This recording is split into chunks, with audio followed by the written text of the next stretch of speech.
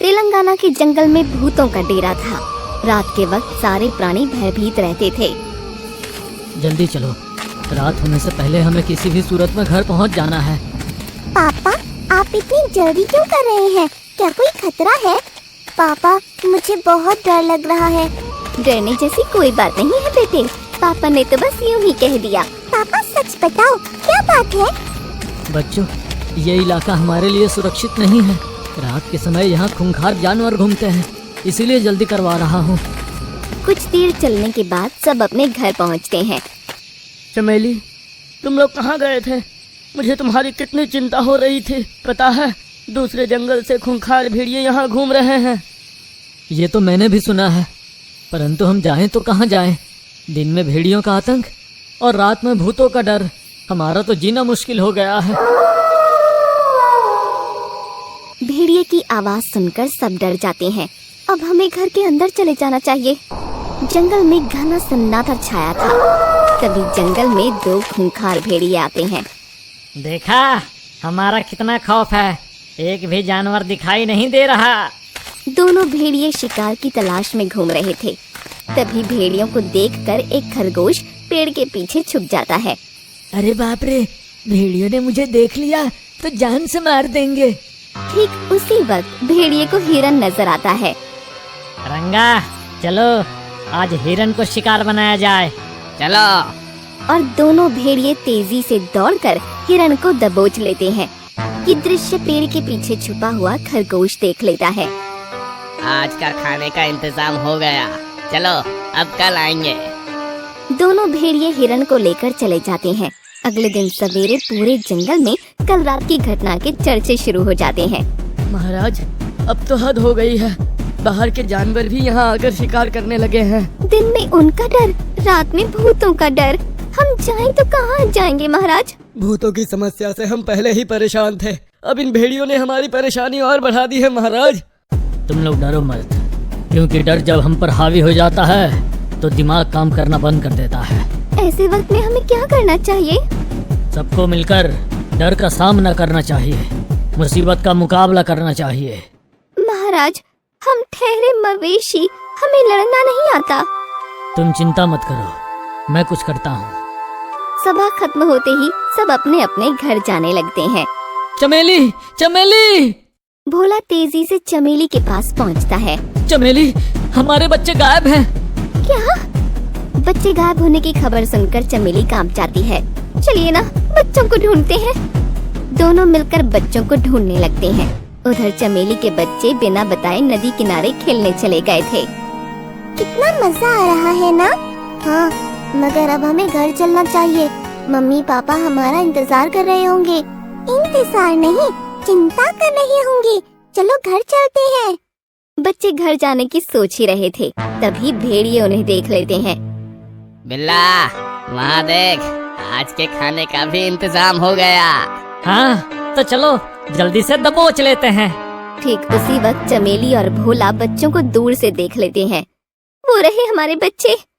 चमेली और भोला अपने बच्चों की ओर बढ़ रहे होते हैं। तभी उनकी नजर भेड़ियों पर पड़ती है।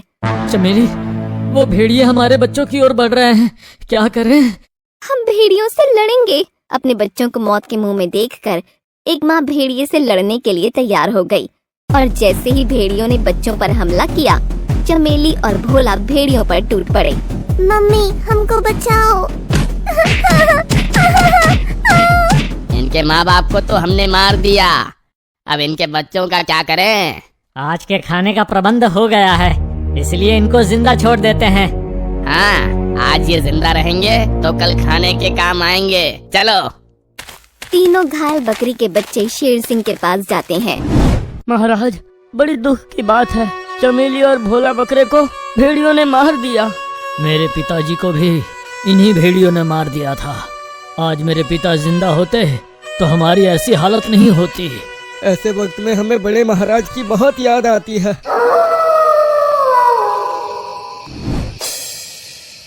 मैं अब तक अपनी मौत का बदला नहीं ले पाया, इसलिए भूत बनकर भटक रहा हूँ। भोला, चमेली, तुम इस रूप में? हाँ बड़े महाराज, हम मर चुके हैं। तुम दोनों की मौत जाया नहीं जाएगी। मैं तुम्हारी मदद लेकर उन भेड़ियों को आसानी से मार सकता हूँ। हम मरे हुए बकरे भला आपकी क्या मदद कर सकते हैं महाराज? मेरे भूत होने के बावजूद भी मैं कई सालों से भेड़ियों को नहीं मार सका हूँ, परंतु अब तुम्हारी मदद से उन्हें मार पाऊंगा।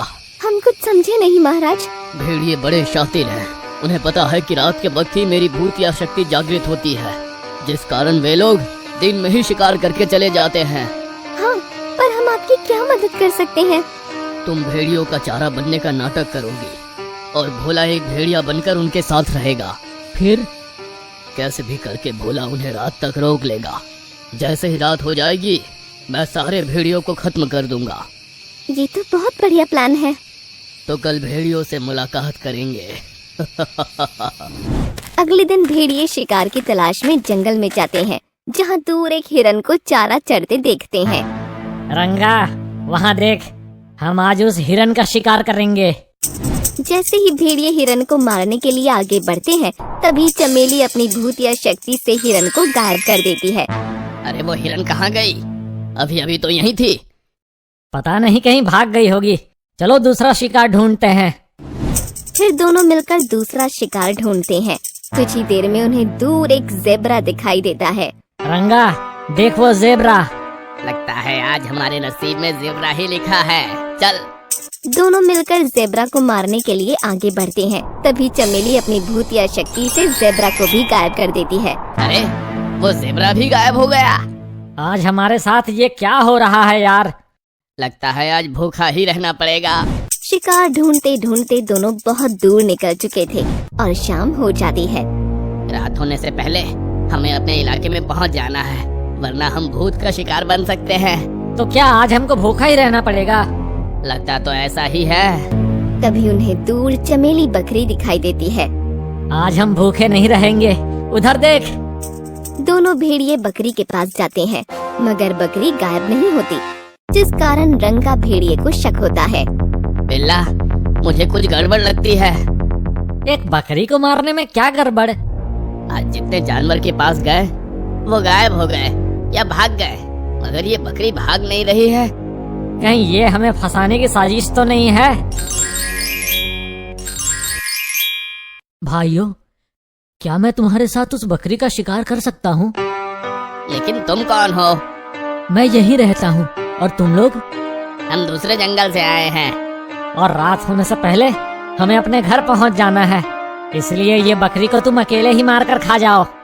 दोनों भेड़िए जाने लगते हैं, तब भोला उन्हें रोकता है। भेड़िए होकर डरते हो? हमें जानवरों से नहीं, भूतों से डर लगता है। आज के जमाने में भूतों पर विश्वास करते हो? हमने सुना है यहाँ एक शेर की आत्मा घूम रही है। मैं वर्षों से यहाँ रहता हूँ। मैंने तो कभी भूत प्रेत या किसी आत्मा को नहीं देखा। क्या तुम सच कह रहे हो? अपनी खुद की कसम, अगर मैं झूठ बोलूं तो अभी मर जाऊं। दोनों भेड़िए भोला की बातों में आ जाते हैं और बकरी का शिकार करने के लिए आगे बढ़ते हैं। पर जैसे ही तीनों भेड़िए बकरी के पास पहुंचते हैं, बकरी भागने लगती है। बच के जाएगी कहाँ? आज हम तुझे जिंदा नहीं छोड़ेंगे। तीनों भेड़िए बकरी के पीछे भागते हैं। तब बकरी अपनी रफ्तार और तेज करके दौड़ने लगती है। अरे ये बकरी तो हिरनी से भी तेज भाग रही है। हाँ, इसे पकड़ने के लिए हमें और तेज भागना पड़ेगा। तीनों भेड़िए और तेज भागने लगते हैं। तब बकरी भी और तेज भागती है। यूं ही भागते भागते शाम ढल जाती है और रात हो जाती है। भागते भागते अचानक बकरी रुक जाती है। लगता है बकरी थक गई है, अब दौड़ नहीं पाएगी। तुम्हें क्या लगा तुम मेरा पीछा करते करते यहाँ तक आए हो? नहीं, तुम यहाँ आए नहीं हो, तुम्हें यहाँ लाया गया है। लाया गया है? क्या मतलब? उधर देख। भूत। मगर तुम तो कह रहे थे यहाँ भूत ऊत नहीं है। वो मैंने झूठ बोला था, क्योंकि मैं खुद एक भूत हूँ। तुम दोनों को फंसाने के लिए ही मैंने ये प्लान बनाया था, और तुम हमारे प्लान में फंस गए। हमें माफ कर दो। आइंदा हम तुम्हारे जंगल में कभी भी शिकार नहीं करेंगे। क्या तुमने मुझे छोड़ा था? हमें हमारे बच्चों के सामने मार दिया था, क्या हम ये भूल सकते हैं? हम तुम्हें मारकर अपनी मौत का बदला लेंगे, तभी हमें मोक्ष मिल सकता है। जान बचाने के लिए भेड़िए वहाँ से भागने लगते हैं। रात हो गई है, अब तुम नहीं बच सकते।